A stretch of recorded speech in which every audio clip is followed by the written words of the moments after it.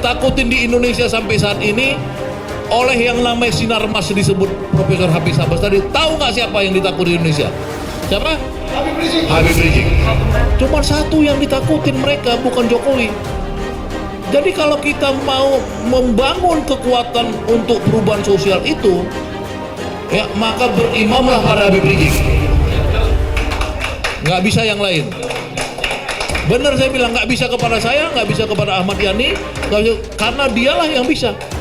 Itu menurut keyakinan saya setelah saya berdialog dengan orang-orang Sinarmas juga, berdialog dengan yang lain langsung, semua pada ketakutannya cuma Habib Rizik.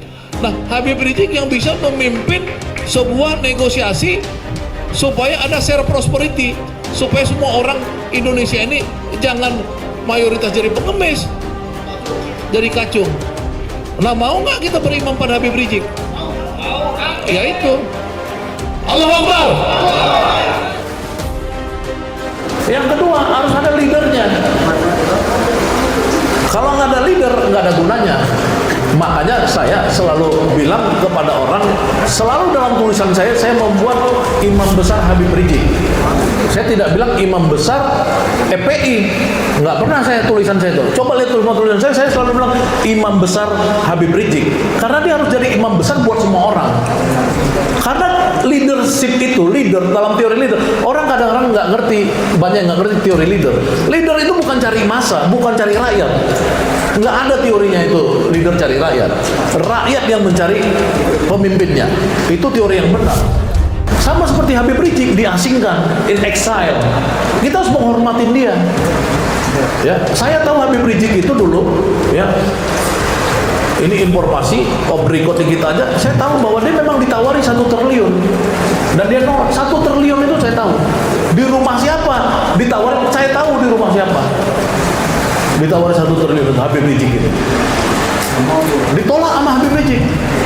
Jadi dia udah menolak suatu kemewahan, ya, menolak juga suatu mendapatkan juga suatu penderitaan. Dia diasingkan. Nah, kita harus menjaga dia. Kalau kita bilang kamu imam besar kami, maka kita menjaga dia. Dia juga harus tahu bahwa dia harus tetap dalam keadaan berjaga-jaga. Bahkan terakhir saya udah bilang, Sinarmas itu minta berunding sama saya gimana caranya bisa ketemu Habib Rizik. Itu omongan Sinarmas langsung. Dia pengen hanya berunding dengan Habib Rizik. Nah, kelompok progresif ini tentu udah bukan barang baru. 5 tahun ini dipimpin Habib Rizik. Itu nggak boleh disepelekan. Nggak bisa, sejarah itu diukir. Nggak bisa tiba-tiba saya datang, gue lebih hebat dari Habib Rizik. Nggak bisa. Sejarah itu nggak begitu ceritanya. Nggak bisa Soekarno waktu itu digantikan tahun 45, tiba-tiba Sahrul datang ke Indonesia atau Musuh atau apa. Soekarno lu nggak ada apa-apanya, Tan Malaka aja. Nggak bisa, karena Soekarno yang terus. Dan 5 tahunnya Habib Rizik. Nah, secara sosiologi, ya, jadi penjelasannya harus ada ilmunya. Jangan kita bilang kosong, nggak kosong. Secara sosiologi itu diriset 2 tahun oleh namanya Profesor Fethi Hadis, dibiayain mahal sekali, ya. Itu Melbourne University, 3 negara. Dia riset di Indonesia, dia riset Turki, dia riset Mesir. Itu memang kebangkitan Islam itu udah nggak bisa lagi dicegah.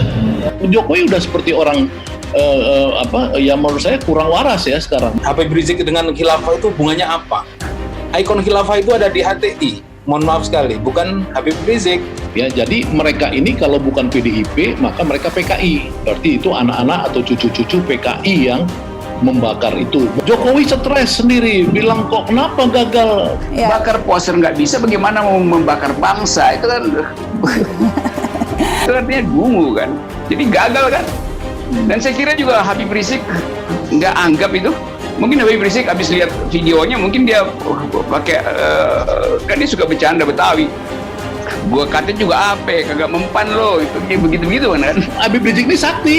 Habib Rizik itu betul-betul ini, kita kan bangsa Indonesia ya, bangsa yang percaya tentang orang-orang yang dilindungin oleh kekuasaan langit.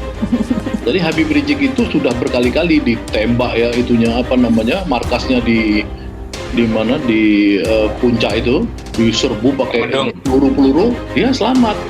Kemudian dia waktu ceramah di Cawang ya dikasih bom itu, mobil bom, selamat juga ya. Itu kemudian kemarin dibakar, memang nggak bisa dibakar.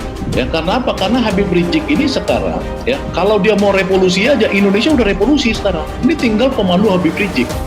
Kalau Habib Rizik ini misalkan pulang ke tanah air, sewa jet pribadi seperti yang dilakukan siapa kemarin tuh Joko Chandra, ya, Joko Chandra sewa jet pribadi, dada-dada selfie, ya kan? Artinya kalau Habib Rizik menyewa pesawat terbang, ya, atau balon udara, bisa juga balon udara dia sewa, terbang ke Indonesia, sampai di Indonesia, ini revolusi Indonesia ini.